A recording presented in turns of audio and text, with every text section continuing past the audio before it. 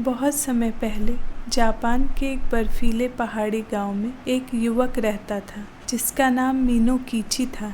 वह एक ईमानदार, मेहनती और विनम्र लकड़हारा था। उसके साथ उसका बूढ़ा गुरु और साथी मोसुकु भी रहता था। दोनों रोज सुबह जंगल जाते, पेड़ काटते और शाम को लकड़ियां बेचकर अपना गुजारा करते। एक सर्दियों की बात है, दोनों दूर पहाड़ों में लकड़ियां काटने गए। दोपहर के बाद मौसम अचानक बदल गया। बर्फीली हवा चलने लगी और चारों ओर घना कोहरा छा गया। बर्फ इतनी तेजी से गिर रही थी कि रास्ता दिखाई देना बंद हो गया। मजबूरन दोनों एक पुरानी जर्जर झोपड़ी में शरण लेने लगे जो उस पहाड़ में बनी थी। झोपड़ी ठंडी थी लेकिन बर्फीले तूफान से बेहतर थी। थककर दोनों सो गए। आधी रात को मीनोकिची की नींद खुल गई। उसने देखा कि झोपड़ी का दरवाजा अपने आप खुल गया है और एक लंबी सफेद कपड़े में लिपटी स्त्री अंदर आ रही है। उसके बाल लंबे और काले थे और चेहरा इतना सफेद जैसे बर्फ। उसकी आंखें नीली और ठंडी थी, मानो बर्फ की आग। वह चुपचाप मोसुकु के पास गई और उसके चेहरे की ओर झुककर एक ठंडी सांस छोड़ी। पल भर में मोसुकु की सांसें थम गई। वह मर गया। मीनोकिची भय से कांप रहा था लेकिन कोई आवाज नहीं निकली। फिर वह स्त्री उसकी ओर मुड़ी, कुछ देर उसे देखती रही और धीमे स्वर में बोली, तुम युवा हो, सुंदर और कोमल।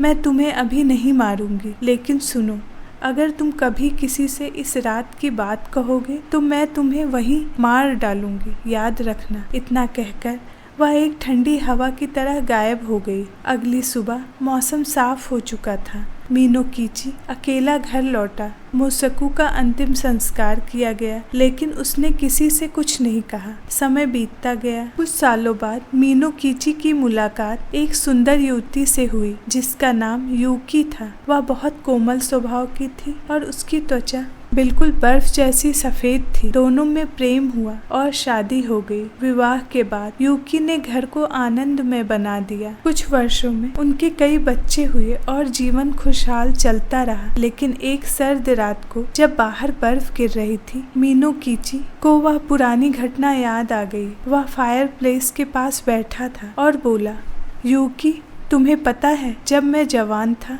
मैंने एक रात एक बर्फ की स्त्री को देखा था। वह किसी बर्फीली देवी जैसी थी। उसने मेरे गुरु को मार डाला और मुझे छोड़ दिया। जैसे ही मीनोकिची ने ये शब्द कहे, यूकी चुपचाप उसकी ओर मुड़ी। उसके चेहरे पर कोई भाव नहीं था लेकिन उसकी आंखें फिर से वही नीली ठंडी आंखें बन गई थी। मैंने कहा था ना, कभी किसी को मत बताना, पर अब तुमने कह दिया। मीनोकिची कांपने लगा। उसके चेहरे पर भय था लेकिन यूकी ने बच्चों की ओर देखा और फिर गहरी सांस ली। अगर हमारे बच्चे ना होते तो मैं तुम्हें अभी यही मार डालती, लेकिन अब मैं जा रही हूँ और कभी लौटकर नहीं आऊंगी। इतना कहकर वह चमकते धुंध में बदल गई और झोंके की तरह हवा में विलीन हो गई। मीनोकिची रोता रहा। उसने अपनी प्रेमिका, अपनी पत्नी, अपने जीवन की सबसे सुंदर सच्चाई खो दी थी। लेकिन वह जानता था वह एक इंसान नहीं थी, वह थी यूकी ओना, बर्फ की देवी।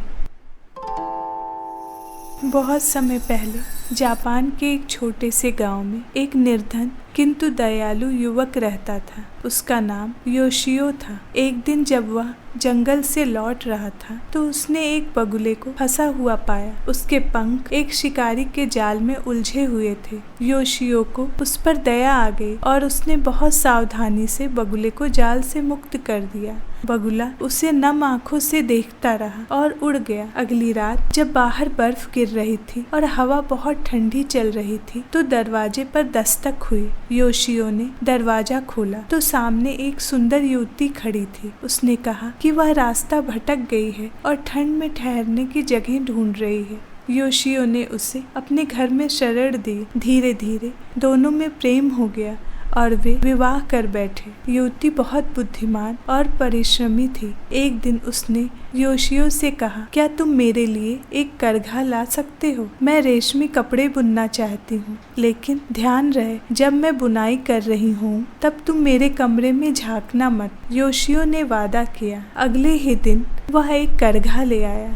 युवती कमरे में चली गई और 3 दिन तक बाहर नहीं आई। जब वह बाहर निकली तो उसके हाथ में एक बेहद रेशमी सुंदर कपड़ा था जो इतना बेशकीमती था कि योशियो उसे बाजार में बेचकर बहुत सारा धन कमा सका। युवती ने फिर से बुनाई की अनुमति मांगी, लेकिन फिर वही शर्त रखी कि योशियो झांक कर नहीं देखेगा। लेकिन इस बार उसकी जिज्ञासा बढ़ गई। जब वह चुपके से दरवाजा खोल कर देखता है तो वह हैरान रह जाता है। वह कमरे में देखता है कि बगुला अपने पंख नोच नोच कर रेशम का कपड़ा बुन रही थी और अपने खून से उसमें लाल छींटे डालकर कपड़े को लाल रंग दे रही थी। योशियो को यह जानकर गहरा आघात लगा। बगुली ने यह देख लिया कि उसका रहस्य उजागर हो गया है। उसने उदासी से कहा, मैं वही बगुला हूँ जिसे तुमने बचाया था। मैं तुम्हारे उपकार का बदला चुकाना चाहती थी, लेकिन जब तुमने मेरा असली रूप देख लिया है तो मुझे लौटना होगा। इतना कहकर वह फिर से एक बगुला बन गई और आसमान में उड़ गई, कभी न लौटने के लिए।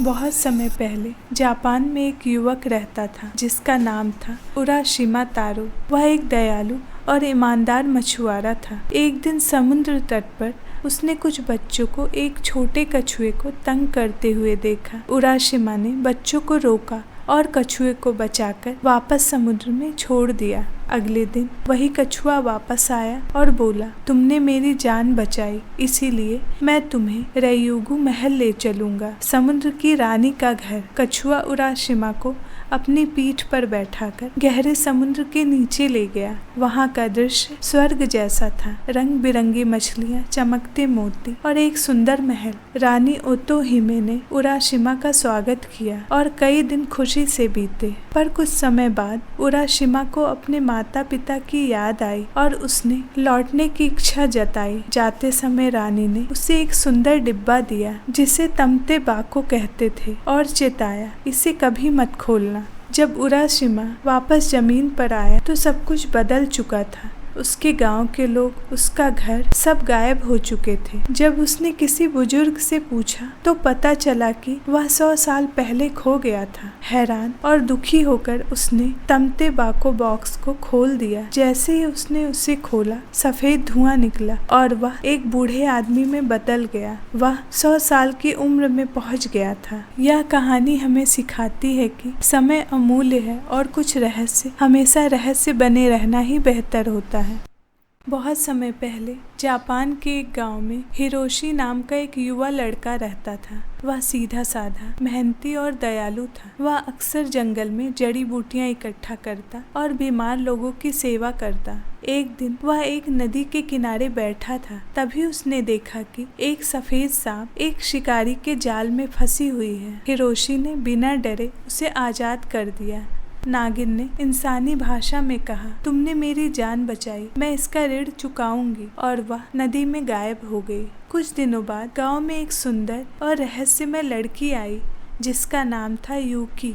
वह हिरोशी से मिली और दोनों में गहरी दोस्ती हो गई जो जल्द ही प्रेम में बदल गई। यूकी ने उसे बताया कि वह एक यात्री है और इस गांव में कुछ समय रहना चाहती है। दोनों ने जल्द ही विवाह कर लिया और साथ रहने लगे। यूकी चमत्कारी ढंग से लोगों की बीमारियां ठीक कर देती थी। गांव वाले कहते थे कि उसमें कोई दैवी शक्ति है, लेकिन एक बूढ़ा साधु अक्सर हिरोशी से कहता, उस लड़की के भीतर कुछ रहस्य है। एक दिन जब वह सो रही हो तो उसे पानी में देखना। हिरोशी, जो अपनी पत्नी पर बहुत भरोसा करता था, लेकिन जिज्ञासा में एक रात यूकी के सोने पर उसके पास एक कटोरी पानी ले आया। जैसे ही उसने पानी में उसका प्रतिबिंब देखा, उसमें उसे एक विशाल सफेद नागिन का प्रतिबिंब दिखाई दिया। हिरोशी डर से कांप उठा। अगले दिन जब यूकी को यह पता चला कि उसका रहस्य उजागर हो चुका है, तो वह उदास होकर बोली, मैं वही नागिन हूँ जिसे तुमने सालों पहले बचाया था। मैं इंसान का रूप धारण करके तुम्हारे पास आई क्योंकि तुमने मुझ पर दया की थी, लेकिन अब जब तुमने मेरा सच्चा रूप देख लिया है तो मुझे लौट जाना होगा। हिरोशी ने उसे रोकने की बहुत कोशिश की, लेकिन यूकी धीरे धीरे जल की धारा में बदल गई और नदी में समा गई। अगर आप ऐसी और कहानियाँ सुनना चाहते हैं तो मेरे चैनल को सब्सक्राइब करें।